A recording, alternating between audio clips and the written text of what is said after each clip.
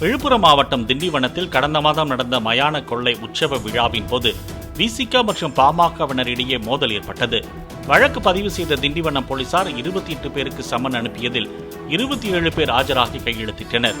Summon அனுப்பியும் காவல் நிலையத்திற்கு கையெழுத்திட வராத விசிக நிர்வாகி தவாவை போலீசார் கைது செய்து நீதிமன்றத்தில் ஆஜர்படுத்தி சிறையில் அடைத்தனர்.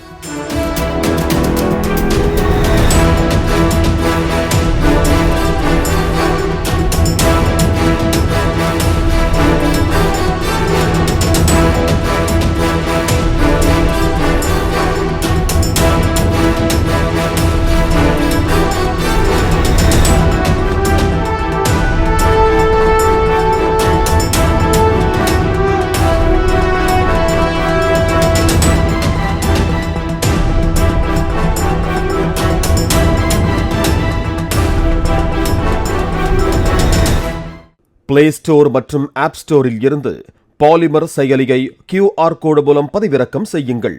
செய்திகளை உடனுக்குடன் பெறுங்கள்.